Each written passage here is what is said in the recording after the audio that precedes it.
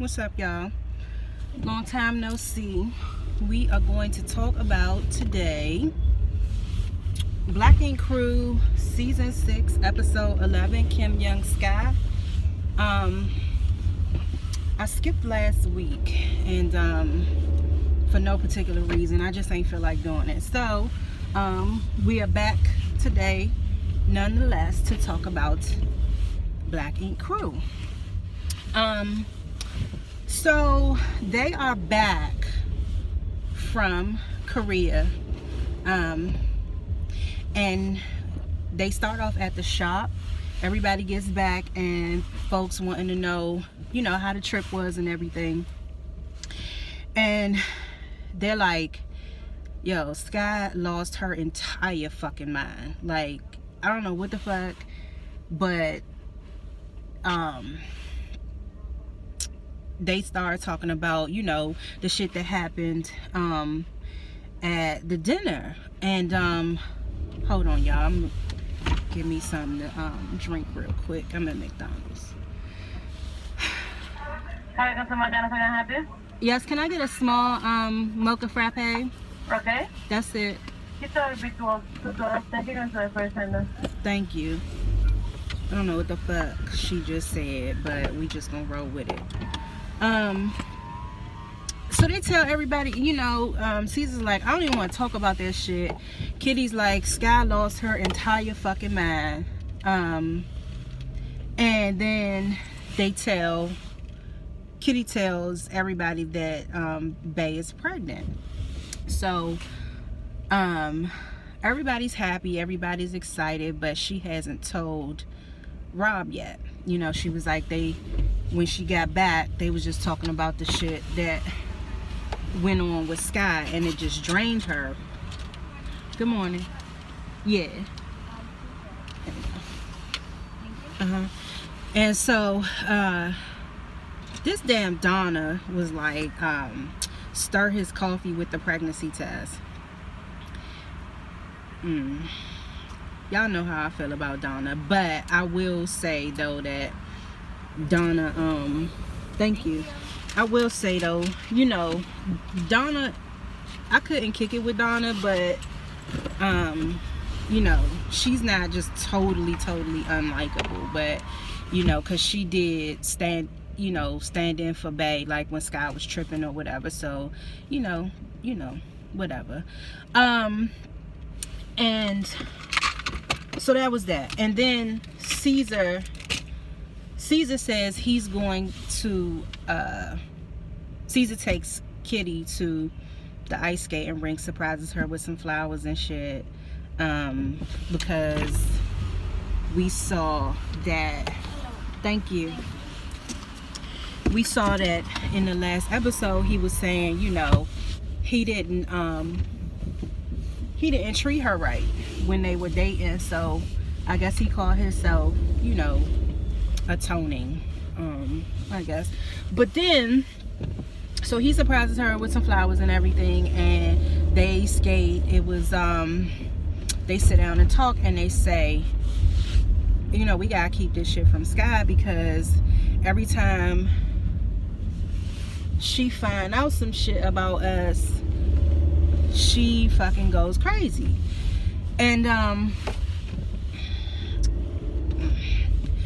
you know, I think the thing about Sky, I think when maybe she act like that with Caesar because she, you know, Caesar really shows her love. And I asked for a mocha frappe, they gave me a caramel frappe. Whatever. McDonald's need to get their life together. So I think she just gets real territorial when it comes to Caesar, because she don't want to feel like anything's being taken from her. Maybe, I don't know, I'm just speculating. So they agree, you know, they're gonna keep it a secret. Then Walt them at the club, and Jada decides to play matchmaker with her friend. So it's Kid, Walt, Jada, Alex, and the other girl, Jada's friend, I forgot her name. So they there and they hit it off. Walt and Jada's friend, they hit it off. And she's saying, you know, she models so Walt could take some pictures of her and all that. So whatever. Jada said she felt bad from the way she treated Walt. So she felt like she got to play matchmaker. So that was that. And then Walt, little does he know that that was her intent. That was Jada's intent the entire time, because Walt was in his confessional talking about, yeah, Jada, you tried to play me. Now I'm about to get your friend. So I guess it's more of that to come.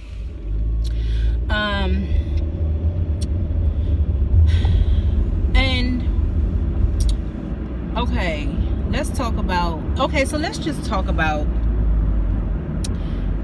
Richard Duncan Penderhughes. Jada's like, why people call you oh shit?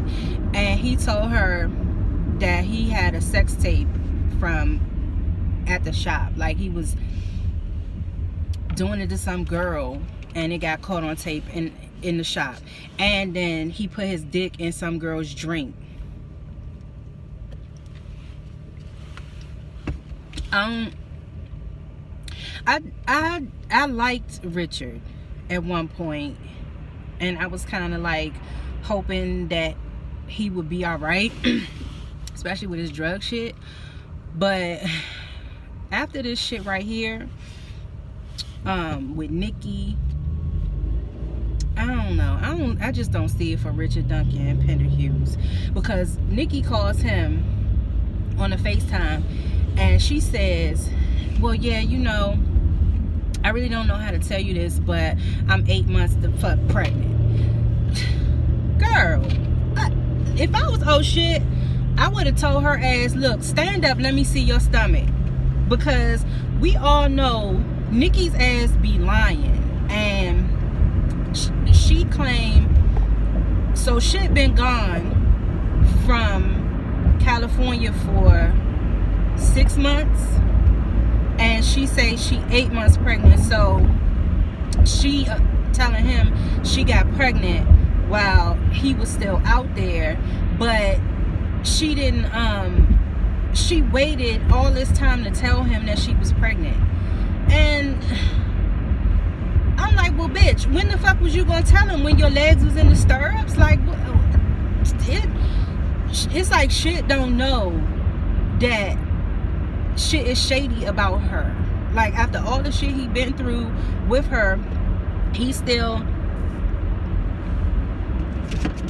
running to her aid, and he still got his wedding ring on, talking about they not together. Oh shit, I don't and she remember, because the last time we seen Nikki, she supposedly like had lupus or some shit, and she did the same thing then. Like, she flipped all out and got all sick, and Richard was all scrambling and falling over himself to be there for her and shit. And now he doing the same thing. She telling him that she pregnant, and then later on she calls him crying, talking about she feel like she going into labor, and she don't know what to do. Bitch, call the fucking ambulance. Why? Okay, I get you call your baby father or whatever, but he's fucking across country. Or no, not even across country, because she said she was in Atlanta, but still, he's states away. So, okay, you called your doctor and you still in pain and you don't know what to do. Call the fucking ambulance. Why are you calling oh shit crying? That's what's got me looking at her sideways. Because if I'm 8 months pregnant and I think it's something like my baby is in danger, or I'm in danger, some shit ain't right, I'm not calling the motherfucker that states away that can't do shit for me. I'm going to call the motherfucking emergency personnel that can get me to where I need to fucking be. And then when I get to where I'm fucking gonna be, where I'm at, and I be where I be, then I'll get in touch with oh shit. Or, you know, she just shady.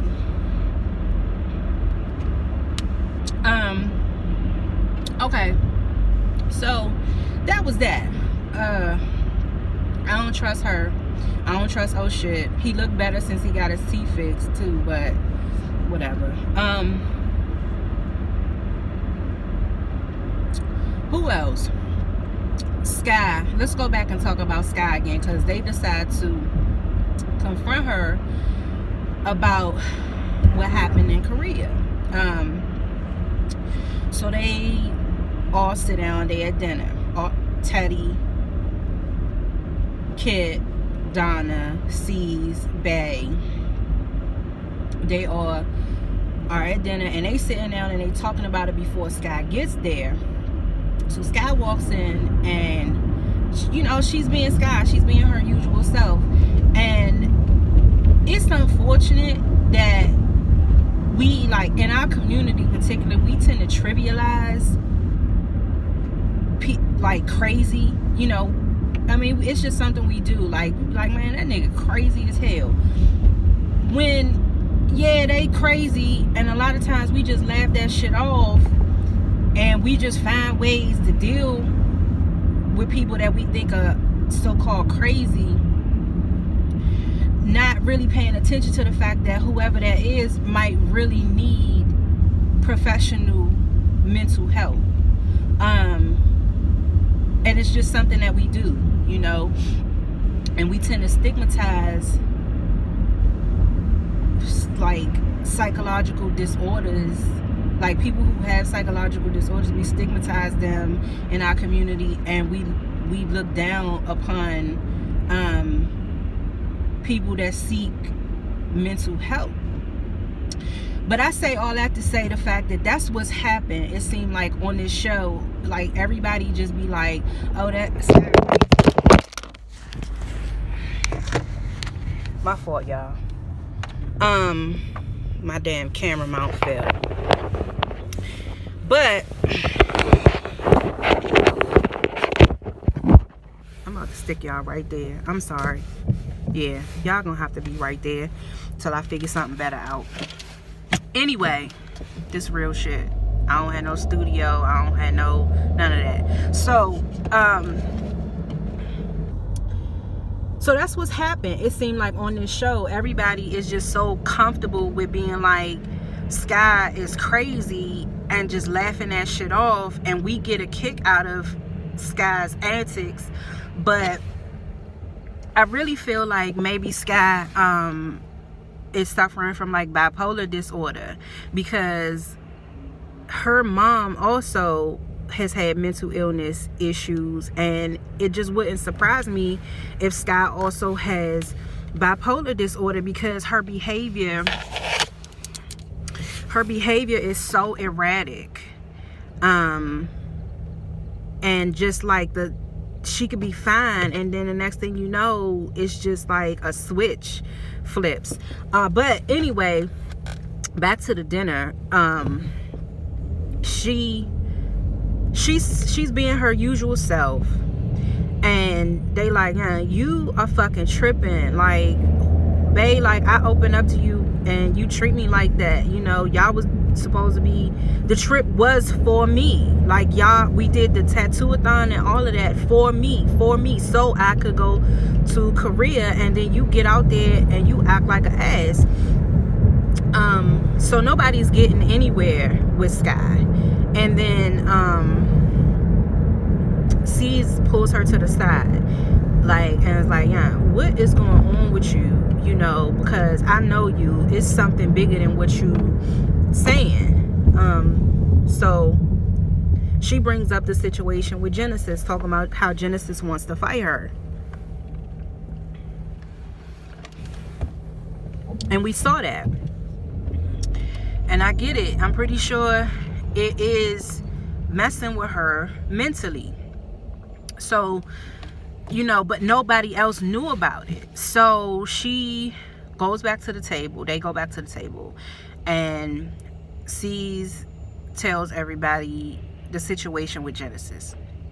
Sky breaks down and is crying. And is like, you know, I'm sorry. She apologized to everybody, and she said she was sorry, and she said she has a tendency to hurt those closest to her, because you know, other folks, they don't exist to her. But the people that she loves, she hurts them the most, I guess, because they're the closest to her. So, I mean, I don't know. I still, regardless of the situation going on with Genesis, I still think that it's a bigger issue at hand